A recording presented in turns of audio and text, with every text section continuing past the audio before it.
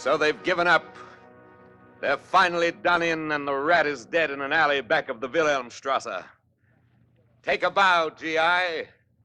Take a bow, little guy. The Superman of tomorrow lies at the feet of you common men of this afternoon. This is it, kid. This is the day. All the way from Newburyport to Vladivostok. You had what it took, and you gave it. And each of you has a hunk of rainbow round your helmet. Seems like free men have done it again.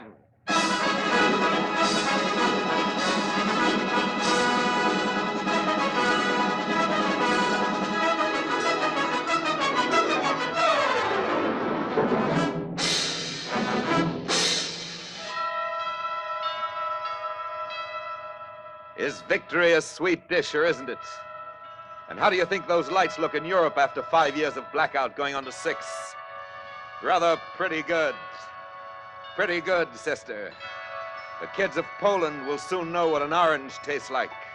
And the smell of honest-to-God bread, freshly made and sawdust-free, will create a stir in the streets of Athens. There's a hot time in the old town of Dnepropetrovsk tonight, and it is reasonable to assume the same goes for 1,000 other cities, including some Scandinavian.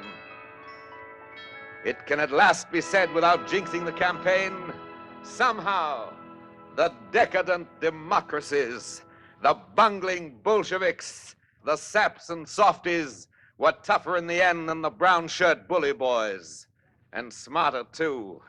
For without whipping a priest, burning a book, or slugging a Jew, without corralling a girl in a brothel or bleeding a child for plasma, far-flung, ordinary men, unspectacular but free, rousing out of their habits in their homes, got up early one morning, flexed their muscles, learned, as amateurs, the manual of arms, and set out across perilous plains and oceans to whop the bejeepers out of the professionals.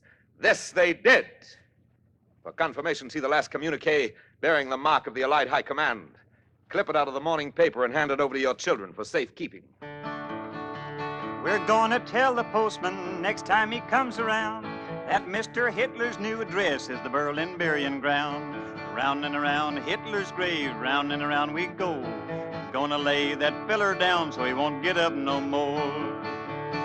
Hitler went to the Russian front where every bullet missed him. He caught a dose of Stalingrad that spread all through his system. Round and around Hitler's grave, round and around we go. There are many variations on this melody tonight. Many a different tongue and tune saying the same thing. The Serbs would refer to it as and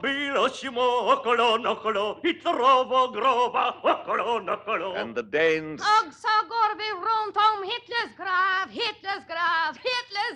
the Greeks have a word for it. Obviously, the occasion calls for a round of cheers and a toast with the very best you have in the house. And it is entirely appropriate to make a joke and laugh at it. But fix your eyes on the horizons. Swing your ears about, size up the day and date. Look in on prayer and thanksgiving, song and laughter. Dated planet Earth, May 8, 1945. You, mother, in St. Louis on the Mississippi, whose firstborn is a visitor in Magdeburg on the Elbe.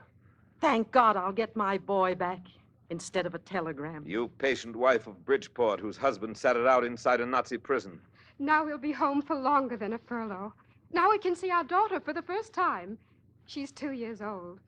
Strange to think they've never met. You minister and congregation in a wooden church, having come in from your farms through the nippy night air of New Hampshire, meeting together to thank the God of wrath for justice done. Oh, sing unto the Lord a new song. Let the congregation of saints praise him. Let the praises of God be in their mouth, and a two-edged sword in their hand, to be avenged of the nations, and to rebuke the people, to bind their kings in chains, and their nobles to place. And you, Rabbi, in the synagogue, by the light of the menorah, by the light of the proud candelabra descended from the tabernacle in the wilderness, from Egypt to the Oklahoma prairie town, you, Rabbi, entering another Red Sea crossing in the ancient scroll, No great tyranny has ever lasted. The empires of Pharaoh, Caesar, Philip, Napoleon, Hitler, each flourished and held sway and was destroyed. They were powerful, but all of them forgot one thing: that the only civilization which can endure is a free one.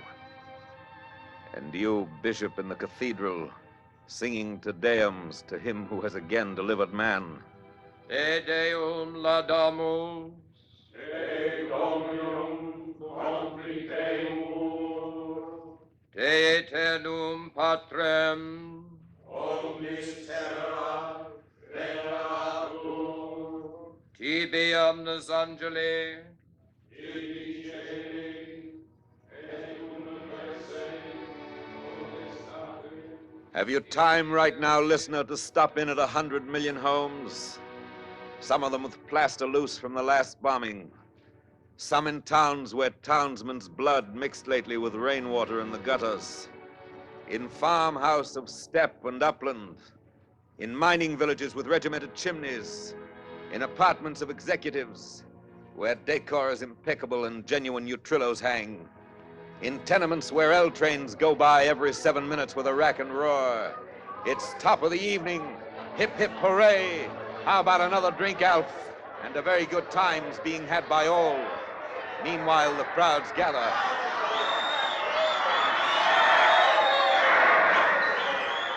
Crowds in Times Square, Piccadilly, Nevsky Prospect. Crowds in the Loop, crowds on the Boulevard. Gaiety and neon, laughter and the blare of horns.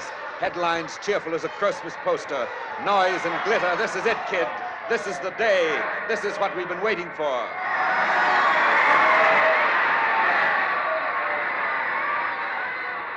But through the din, the clamor, do you hear a voice? In the hearing of your conscience, don't you get a whisper? Listen. Listen. Nothing yet, just crowd, but listen close. Take your good ear out of low range. Whisk it high. Hoist it up to cirro-stratus country, up to where a B-29 has wing room.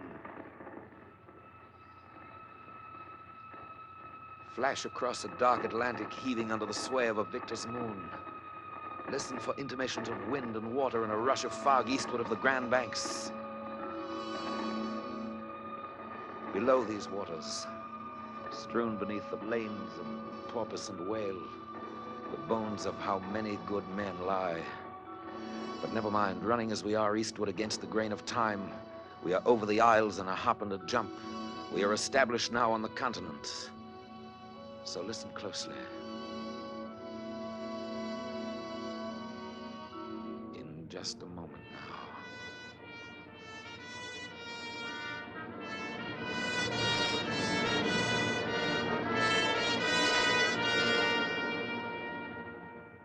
Don't expect to hear metallic speech from a rosette of amplifying horns on the high poles of the public address system.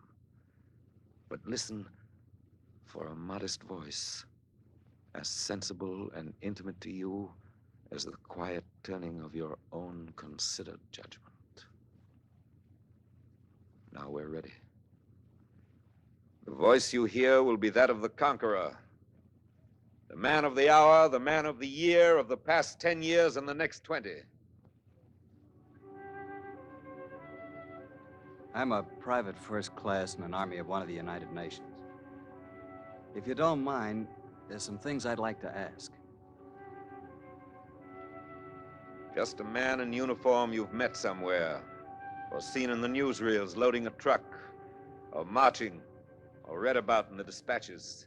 A fighting man, glad to be alive, a little tired but in good shape, a dozen battles notched in his gun stock and dug in his memory. Who is he? Well, his name and rank and nationality don't matter much.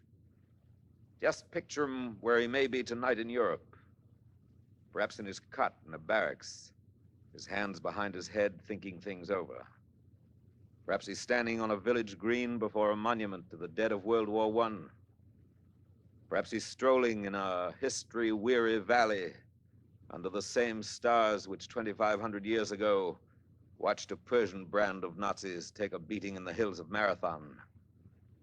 Close your eyes, and it could reasonably be this boy, that boy, any boy at all with war still thumping in his ears.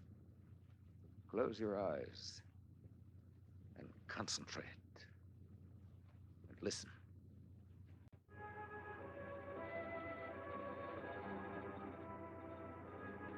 If you don't mind, there's some things we guys would like to ask. First of all, who did we beat? How much did it cost to beat him? What have we learned? What do we know now that we didn't know before? What do we do now? Is it all gonna happen again?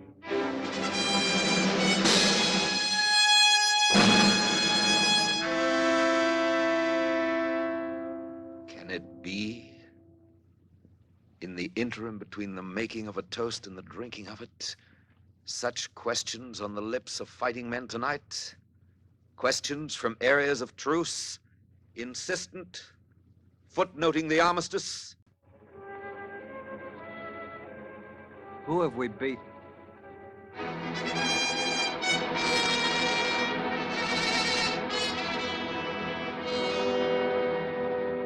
Who've you beaten? Well, let's get hold of him and see. Lead him in and prop him up before our microphone. Now, look at this rubble of a man. Ragged, broken, blonde Nordic hair matted with pure Aryan blood, deaf from blast and blind from smoke, chin down, tail between his legs. Pity the poor beggar. I was ordered to do it. You hear he was ordered to do it. I'm a soldier. I'm a little man. I merely obeyed orders. Whose orders? The party's. Who elected the party? I did. Who supported the party? I did. When you saw where the party was taking Germany, whose job was it to overthrow the party? Mine. And did you? No. I was a member of the party. He's meek now. He answers questions. He stands before you, gun reft, palms empty, steel whip confiscated, wounded, defenseless, thrown upon your tender mercies, the quality of which he trusts shall not be strained. Observe him. Note him well.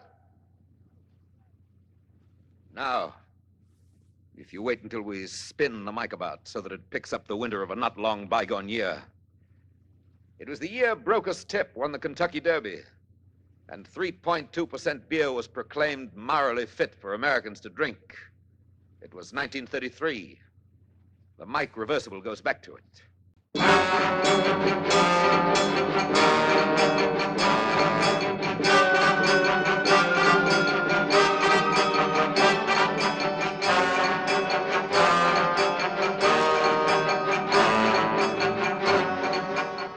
Look at our German now. Fat and sassy. Swastika on his armband. Cobblestone in hand. Ready to advance the cause. Another Jewish store window is broken. The stock will presently be looted and the state is happy. Hey, nani, nani, achtung, and well-a-day. This has been a good week for the little man who obeys orders, and prosperity fills his jowls and biceps, for his Führer was appointed chancellor last Monday, and on Wednesday... Open the door! Open! Raids on the homes of the leaders of the opposition parties, and on Thursday... This is what we think of your newspaper. You are forbidden by decree to publish any further editions as of today. Suppression of the opposition newspapers, and on Sunday... Attention! An official government decree. Henceforth it shall be deemed a crime against the state, punishable by law, to make any criticisms, whatever, of Reich Chancellor Hitler. Heil Hitler!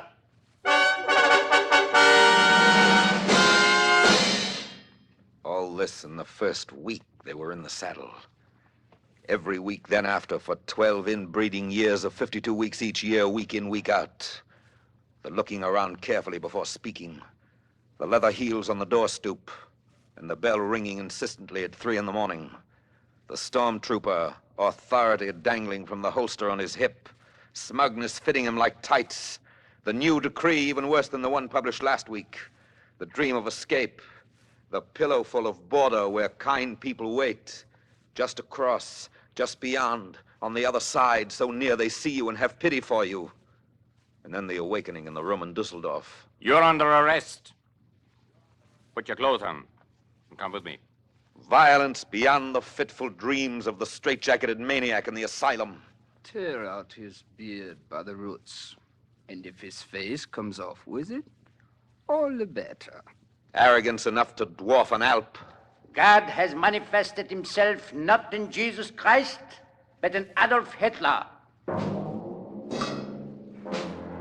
Last week pillage, this week murder, next week burn the books and don't forget the Bible. 4th week in April, trial of 1,000 priests and nuns. The men who were masterless but free now have a master but no freedom. However, they have discipline and a scapegoat. And one can go far on that. Hunger and poverty and a couple of big contributions from a couple of big industrialists were enough to get them started. And fancied treason, foreign and domestic, kept them going. Also cruelties to make skin creep on the sweating scalp. The fat and hairy fist against the fragile mouth. Now spit out your teeth, pretty one, and tell us. Who else was in your trade union? The conscript children. Putrescence in the classroom. Scum injected in the growing arm. My father last night said to my mother that he hates der Führer. Good boy. Where do you live, Hans? Last week purge, this week putsch, next week break a treaty, form an axis, give a hitch to Franco. Meanwhile, the small businessman who didn't kick into the party is framed on a trumped-up charge of listening to the British radio and is thrust, protesting, on a table for the guillotine. No, no, I am innocent. I have no radio. I am innocent, I tell you. No, I am innocent. This week and every week, the staggering lie. Nations stripped and tortured like a captive girl, while sidewalk superintendents stand by around the world and look on, fascinated. Even as they watch, of course, death warrants issued to themselves and to their sons. Extra, double feature, Austria and Anschluss, and the corpses of the suicides of gay Vienna are sanitarily disposed of. Darkness rising, pageants and parades, drapes and flags and searchlights in the goose step. Next week, umbrella dance at Munich. Salome bearing the head of John the Czech. And coming soon, too soon, lavish spectacle, millions in the cast, curtain going up, Poland devoured by lightning and locusts in 18 days.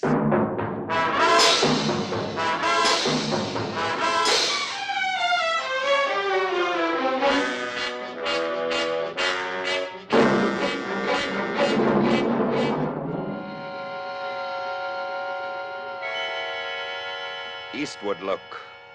The land is bright. You can read an occupational order by the flare of the burning church. 1,600 of the townspeople are locked in there, but their screams have sizzled out, the children's being the first to cease.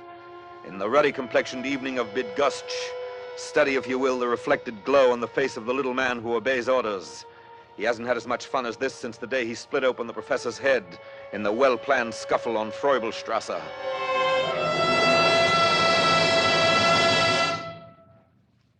Now, if you'll permit us to move the mic along, being careful not to trip either over the rubble of treaties or the ruins of Rotterdam, we will have a word with the same little man who last month pasted Denmark and Norway in his scrapbook. Heil! Will you explain why Rotterdam was bombed and thousands of its people killed after the city had surrendered? Yeah, sure. Schrecklichkeit. What's that? Frightfulness, it means. Frightfulness? Yeah. That was our plan. You mean Schrecklichkeit is an official policy of the German High Command? Yeah? You seem to be feeling pretty chipper. Holland fell to us in 4 days, Denmark in 1. And France? We will be in Paris before the end of June.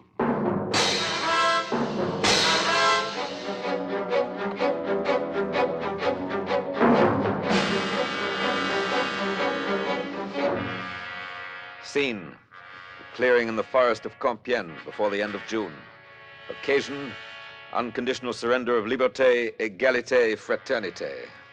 Cast in order of appearance: Hitler, the Sunshine Boy; Goering, of the splendid Nordic belly; von Brauchitsch, the man who looks like a rat; Ribbentrop, the rat who looks like a man; assorted admirals, generals, flunkies, plenipotentiary. Shirer, the reporter, stands at the edge of the clearing, watching the party advance to the armistice car. His eyes are on the face of the Fuhrer, who the other day did a little dance for the newsreel cameras when he learned the good news of the death of France. He glances slowly around the clearing. And now, as his eyes meet ours, you grasp the depth of his hatred. Revengeful, triumphant hate. Suddenly, as though his face were not giving quite complete expression to his feelings, he throws his whole body into harmony with his mood.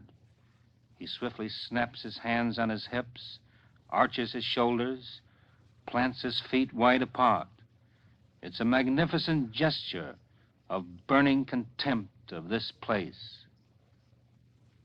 The gloating hour is to be remembered.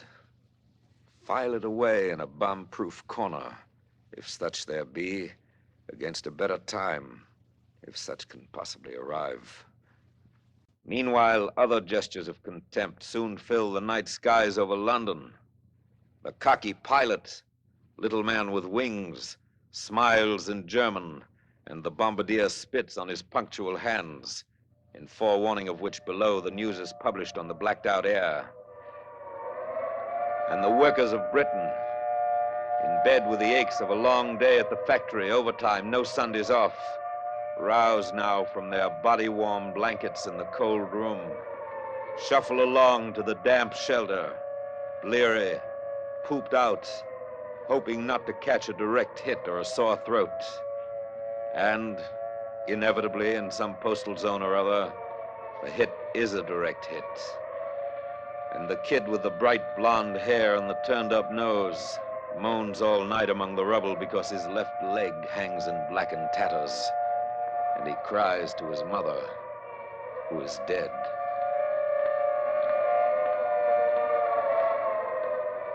The siren is a musician of no value, knowing only one tune, which each time played is a disturbance of the peace. Oh, in the prime of the Luftwaffe, when there was nothing west of Dunkirk save prospects of invasion, the tenor of life in London was considerably beneath that of Berlin. For whereas the pubs of Westminster burned like books and synagogues, and the waters of the estuary blazed with oil, the warm cafes of Kurfürstendamm were busy and gay, and there was boating in the Tiergarten. The waltzes of J. Strauss of Austria, now part of the Reich, were especially lilting in the ballroom of the Adlon.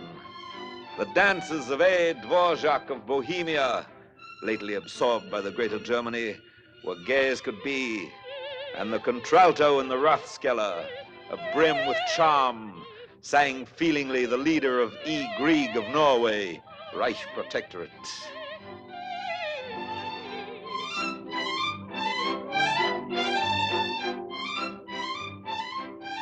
And war was glorious, and the best champagnes of France were poured on the tables of the Schutzstaffel. The finest grades of Danish bacon sputtered in the skillets of loyal party workers. Paintings from the Louvre hung tastefully on the walls of Berchtesgaden, and the iron ore of Sweden alloyed well with the bauxite of Spain. The music was but stimulating, and the performance but continuous, with a minor fanfare for the pushovers in the Balkans in the month of April. a flourish for the Isle of Crete in May. And in June, summer a-coming in with the sound of another broken treaty. Yea, on the dawn of the second day of summer, the little man who could be relied on to take orders took yet another order. Proudly, he advanced, chin up, Stuka high, chest out, tanks pointed east, into the Soviet Union. And it was a great morning, and war was glorious, and it was exulting to kill and destroy for der Führer, as always. And the fanfare soon came every hour on the hour on the Reichssender radio. Smolensk, Kiev, and Orel falling to the accompaniment of pronouncements from Lord Haw-Haw. It will be futile to hope that one day the Soviets may rise again. They will never rise again. They are being smashed once and for all. When their defeat is completed, Britain will stand alone, without one single barrier between her and the foe. Bryansk, Odessa, Rostov, encirclement of Leningrad, siege of Moscow, Russia staggering under the bulletins of DNB, and the sale of Russian-German dictionaries boomed in Leipzig, city of books and culture, at about which time the little man took another swig of captured vodka, stripped another car-loaded Lublin, herded naked men, women, and children into hot showers to open their pores for the gas chamber, and then sat back in his barracks and listened to waltzes on the loudspeaker in the prison yard. Later, in conformity with the predictions of seasoned military observers, the Russians were crushed at Stalingrad, and that was the deciding blow. Hitler, the giver of orders, said so himself, said no power on earth could push the Wehrmacht back from Stalingrad. And who could doubt the word of him in whom God hath manifested himself? What Hitler hath put asunder, no man could join. And that was that. And the wave of the future swept all before it.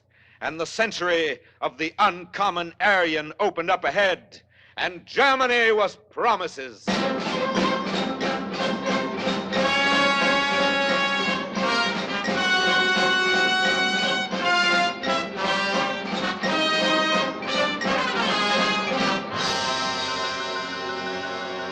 The little man was no longer a little man. He was a colossus who stood with one foot in Rhodes and the other in Finland. He clapped his hands and a tanker went down off Atlantic City aflame. He blinked his eyes and there ensued mighty thunder and Tobruk was his in a day. He inhaled and 1,000,000 slaves trembled in his galleys. Nothing like him ever was. He was organized from the womb, often illegitimate with state approval, to the grave of his enemy. His brand was on the soul of his victims, and the planet fitted in his palm.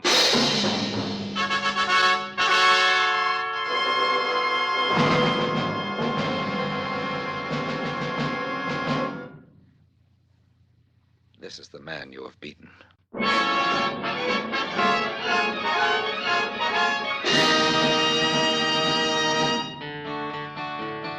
German Army General Staff, I guess they miss connections. They went 100 miles a day, but in the wrong directions. Round and around Hitler's grave, round and around we go. Gonna lay that feller down. We return you to the conqueror, to the boy with the questions on his mind. So that's the man we've beaten. How much did it cost to beat him?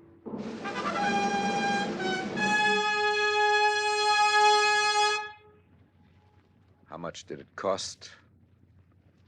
Well, the gun, the half-track, and the fuselage came to a figure resembling mileages between two stars. Impressive, but not to be grasped by any single imagination. High octane is high, and K rations in the aggregate mount up. Also mosquito netting and battleships. But these costs are calculable and have no nerve endings, and will eventually be taken care of by the federal taxes on antiques, cigarettes, and excess profits.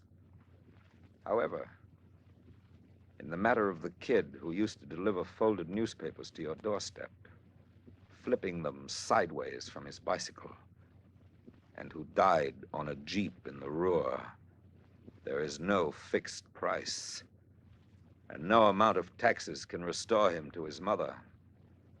His mother sits in a room with a picture tonight and listens to a clock ticking on the mantelpiece and remembers, among other things, how he struggled with the barber when he was getting his first haircut and how she tried to calm him.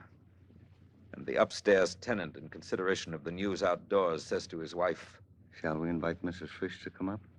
She's all alone tonight, and it seems sort of a shame." Well, I have a hunch she'd rather be alone tonight. Think so?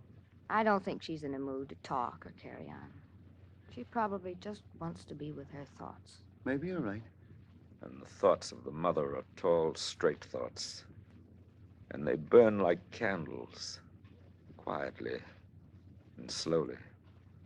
And they trail into smoke and are lost in shadows. He was a good boy. My grief I'll take with me to my grave, but also my pride, for he died in the service of his country. It's a good country, and he was worthy of living in it. Pray God it'll always be worthy of his having died for it.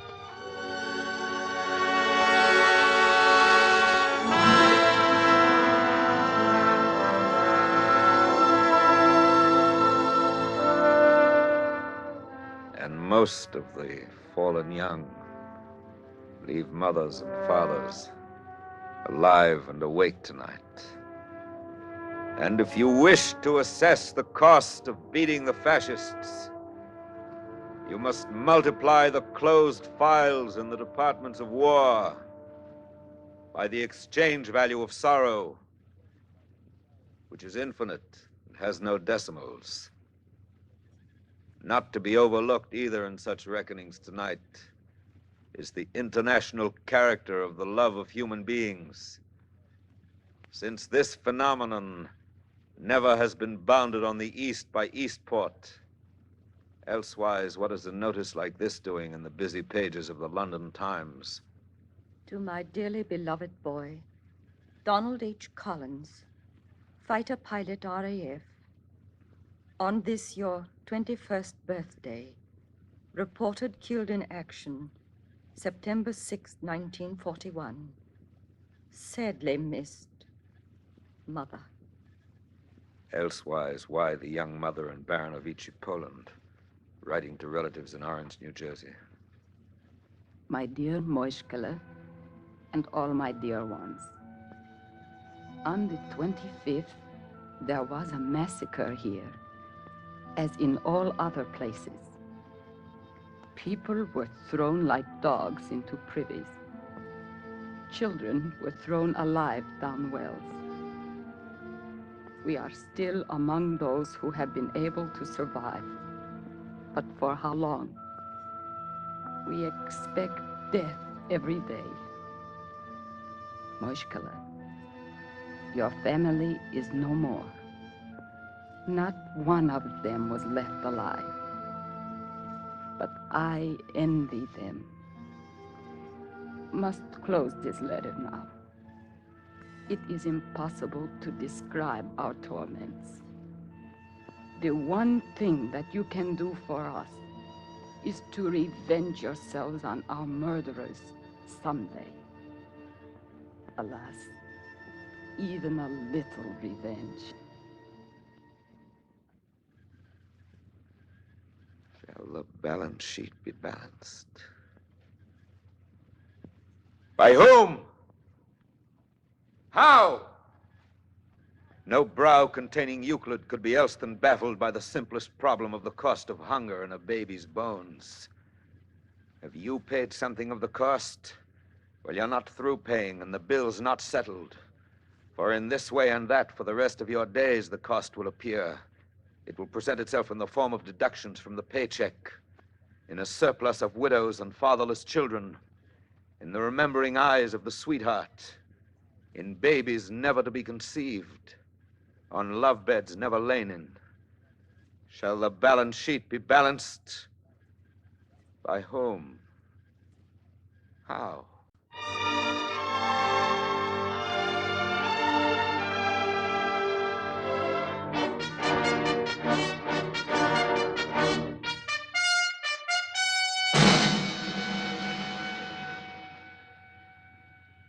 Again, we return you to the conqueror, man of the textbooks of millenniums ahead.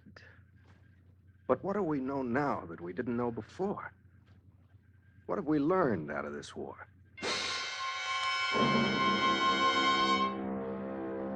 What have we learned? For one thing, evil is not always as insidious as advertised, but will upon occasion give fair warning, just as smoke announces the intention of flame to follow. Never has disaster had so many heralds as this war.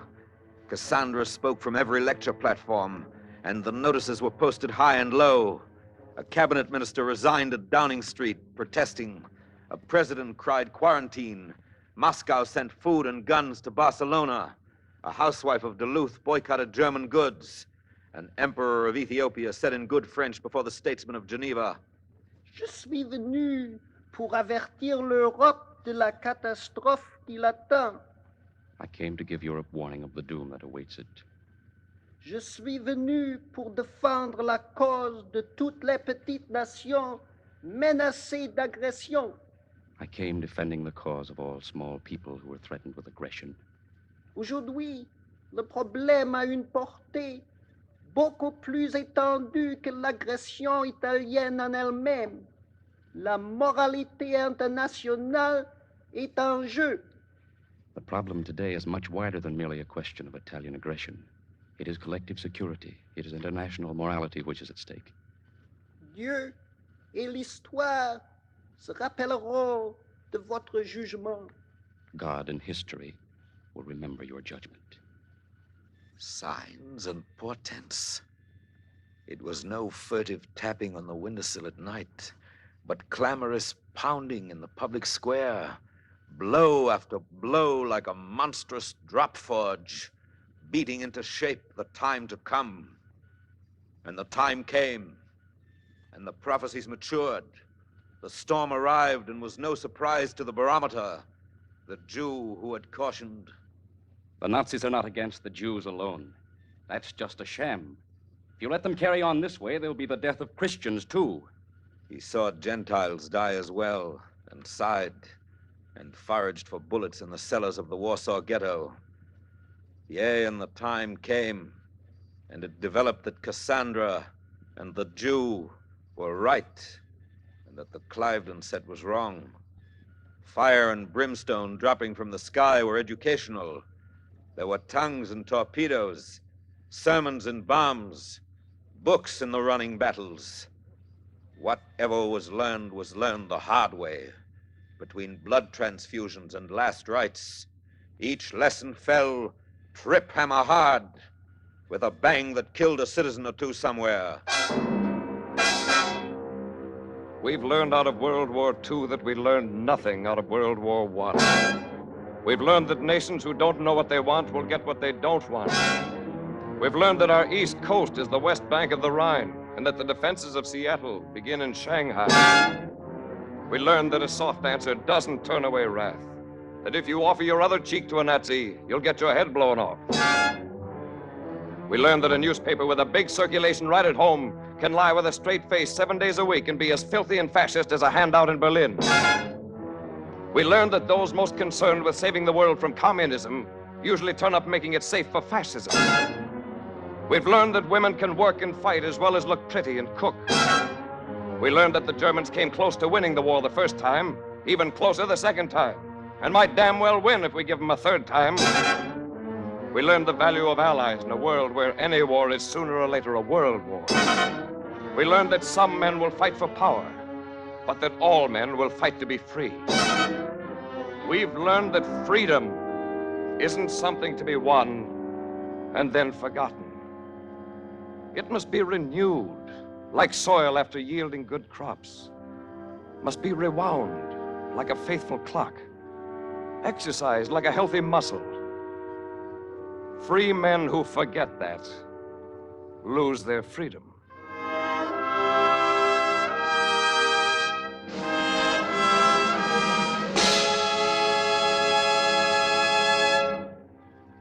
These and many more.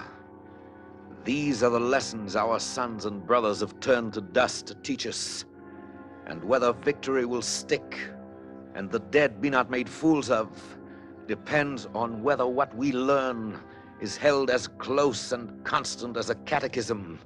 Come summer and prosperity, come winter and the wolf, come ebb tide, and come flood.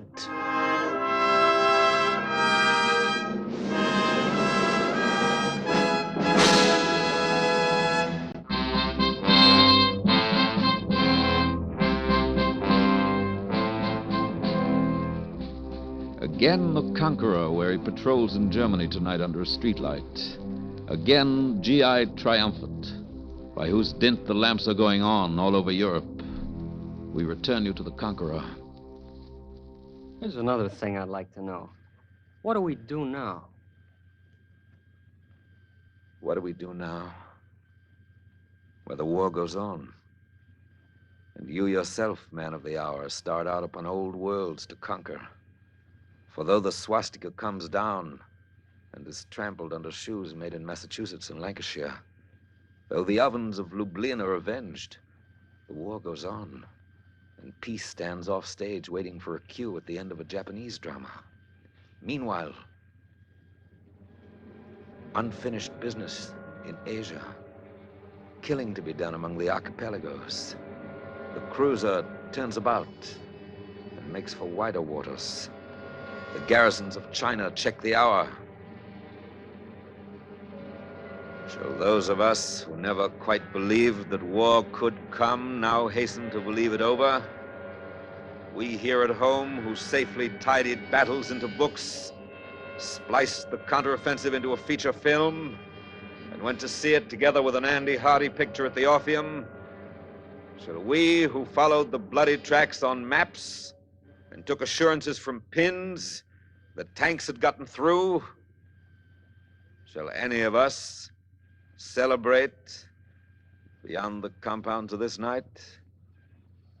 Look here. We hoist our microphone again, 50 feet higher than Everest, and listen to items blowing toward us on the west wind over unpacific oceans.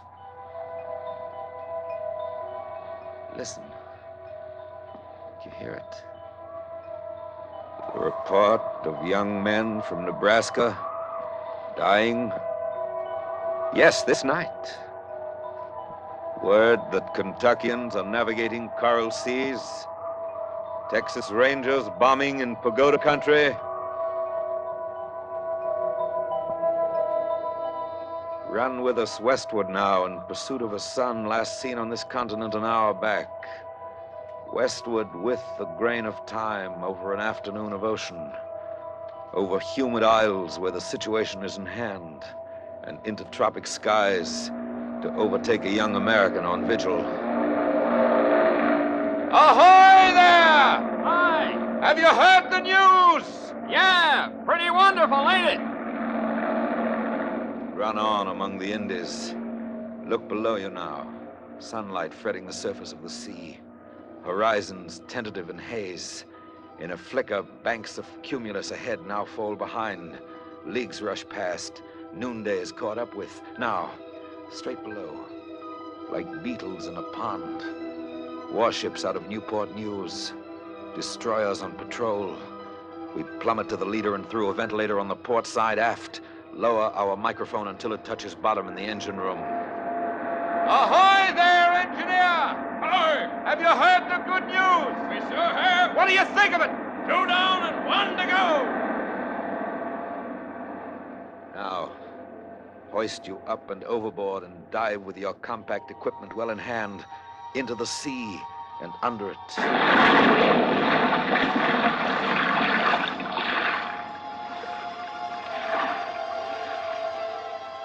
5 fathoms down we go. Steady now. Look up. The roof of ocean lifts and settles slowly. Tufts of seaweed pinned against the ceiling. This is the boundless green estate of upper ocean, where tin fish swim among the fauna. Unreel the cable of this mic and light your headlamp, for we're diving deeper.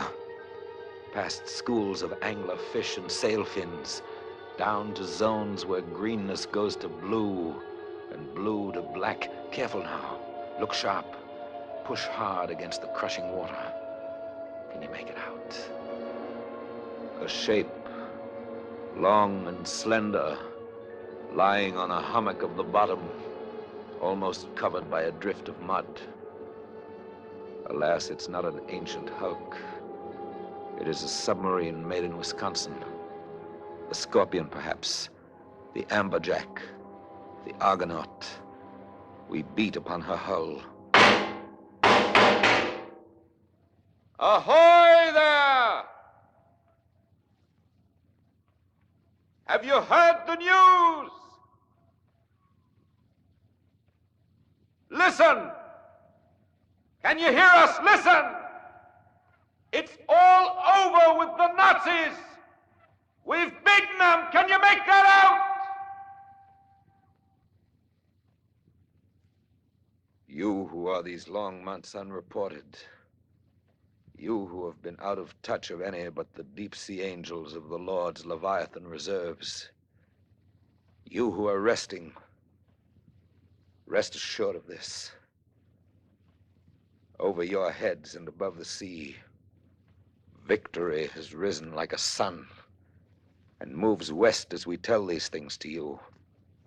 Your brothers going down to sea in ships sail toward the settling of a score.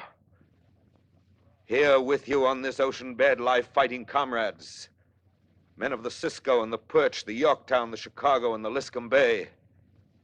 Each shall be vindicated in good time. The names of Hornet and of Wasp have been fitted with new stingers, and on trim battle wagons, sailors from Northampton, Houston, Helena, and Lexington set out to resurrect the glory of proud sunken ships who bore those names. The Japs in conference tonight may well consider the latest news from Europe, and while they're at it, please to note the weather forecast for tomorrow. Dawn coming up like thunder.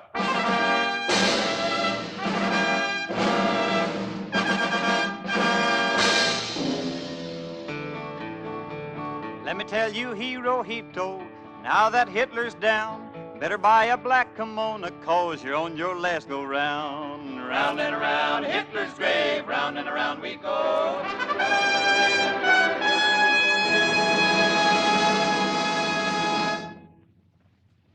We return you to the conqueror.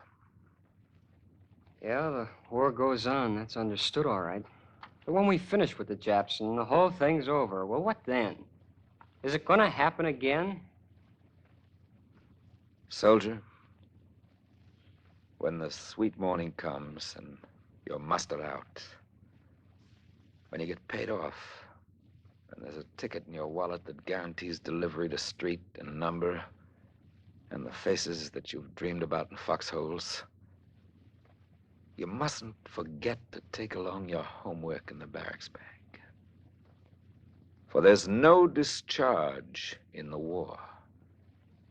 You're on probation only. You and the faces you've dreamed about, and all the rest of us. Henceforward, we must do a little civil thinking every day. Not pass up the front page for the sports page as we did before.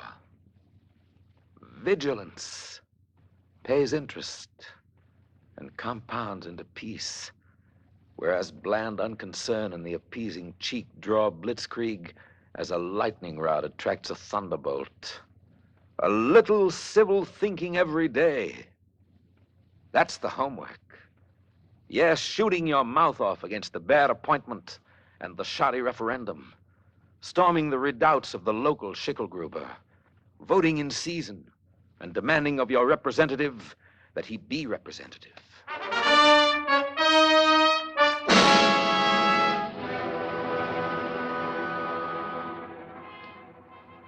Is it going to happen again? Listen.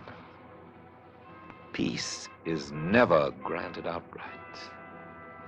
It is lent and leased. You can win a war today and lose a peace tomorrow. Win in the field and lose in the forum. Peace has a mind of its own. and doesn't follow victory around. What is 2/3 finished in Germany won't be 3/3 finished in Japan. There's a homely maxim out of London, says it better. The duration's going to be a lot longer than the war, Governor. You can make war quickly, but you make peace slowly. It takes a second to break a peace, but a long time to put it together again. There are some records in Washington say it better.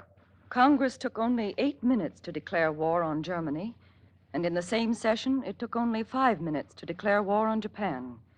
But between this war and the last one, the world took 25 years trying to declare peace, and then couldn't do it.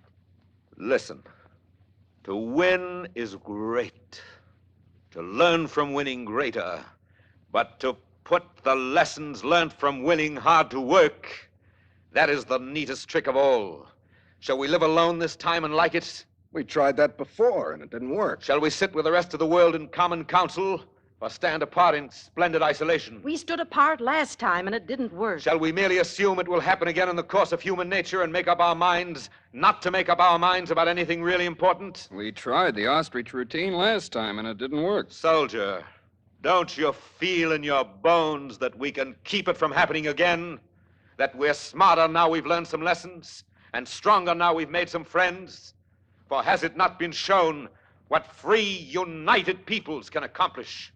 Wonder staggering the naked mind. We came from behind, and we came up fast. We got together and spotted them aces and spades and beat them at their own game. Showed them how to pull off what Napoleon and Hitler never even dared to try. Invasion across the Channel. Showed them how to flank a flank and blitz a blitz. Showed them that when you get together and conquer, it works out better than divide and conquer.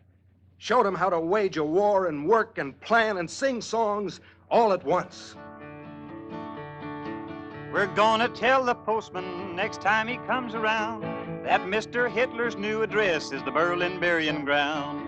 Round and around Hitler's grave, round and around we go. Gonna lay that feller down, he won't get up no more. Adolf Hitler started hot, he was mighty big and bold. The Allies slapped him down so hard he caught his death of cold. Round and around Hitler's grave, round and around we go. Gonna lay that feller down, he won't get up no more.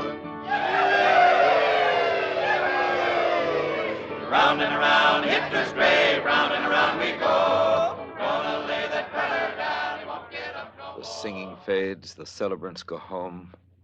The bowl is drained and emptied, and the toasts are drunk.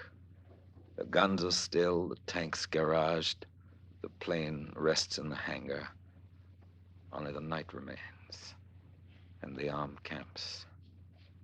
The boy with questions on his mind turns on his cot in the barracks, stares at the ceiling, says to himself, I hope to God it's not going to happen again. I hope they planned better this time. Outside, the dew of morning glistens like a hope.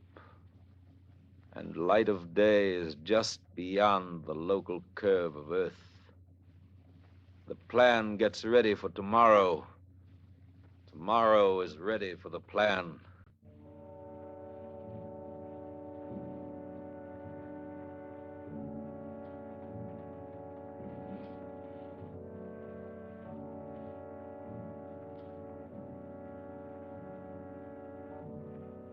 Lord God of trajectory and blast, whose terrible sword has laid open the serpent so it withers in the sun for the just to see. Sheathe now the swift avenging blade with the names of nations writ on it, and assist in the preparation of the plowshare. Lord God of fresh bread and tranquil mornings, who walks in the circuit of heaven among the worthy, deliver notice to the fallen young men that tokens of orange juice and a whole egg appear now before the hungry children, that night again falls cooling on the earth as quietly as when it leaves your hand, that freedom has withstood the tyrant like a Malta in a hostile sea, and that the soul of man is surely a Sevastopol which goes down hard and leaps from ruin quickly.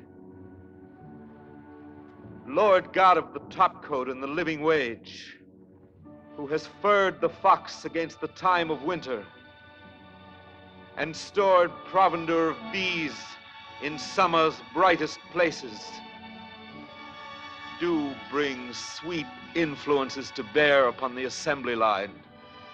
Accept the smoke of the mill town among the accredited clouds of the sky. Fend from the wind with a house and a hedge him whom you made in your image, and permit him to pick of the tree and the flock, that he may eat today without fear of tomorrow, and clothe himself with dignity in December. Lord God of test tube and blueprint, who jointed molecules of dust and shook them till their name was atom, who taught worms and stars how they could live together, appear now among the parliaments of conquerors and give instruction to their schemes. Measure out new liberties, so none shall suffer for his father's color or the credo of his choice. Post proofs that brotherhood is not so wild a dream as those who profit by postponing it pretend. Sit at the treaty table and convoy the hopes of little peoples through expected straits, and press into the final seal a sign that peace will come for longer than posterities can see ahead, that man unto his fellow man shall be a friend forever.